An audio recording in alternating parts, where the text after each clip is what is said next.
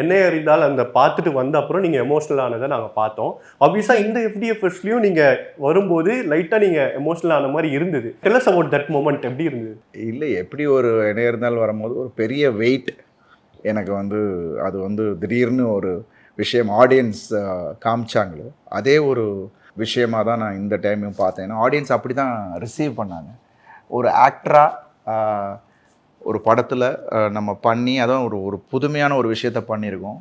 அதை வந்து ஆடியன்ஸ் இப்படி ஒரு ரிசீவ் பண்ணி இன்றைக்கி ஆக்டிங்கை பற்றி அப்படி பேசும்போது எனக்கு கொஞ்சம் எமோஷனல் ஆகிடுச்சு. ஏன்னா பிகாஸ் அதுக்குள்ளே அவ்வளோ ஹார்ட் ஒர்க் இருந்தது. அந்த விஷயங்கள் ட்ராவல் வித் பாலா சார் ஒரு 1 இயருக்கு மேலே அவர் கூட 1.5 வருஷம் ட்ராவல் பண்ணியிருக்கோம். இந்த கேரக்டருக்குள்ளேயே இருந்தோம். ஸோ அதெல்லாம் தான் அது நம்ம ஹைட் பண்ண முடியாதுல்ல. அது எல்லாமே அப்படி அப்ரிஷியேட் ஆகும்போது ஆட்டோமேட்டிக்காக அந்த ஒரு எமோஷ்னல் திங் தான். Very happy. அது ஹாப்பி டியர்ஸ் தான். அது ரெக்கக்னைஸ் ஆகுது அண்ட் ஆடியன்ஸ்ட்டு போய் அது சேர்ந்துருக்கு, ரைட் வேல போய் சேர்ந்துருக்கு அப்படின்னும் போது ரொம்ப ரொம்ப சந்தோஷமாக இருந்துச்சு. அதோட வெளிப்பாடு தான் அது.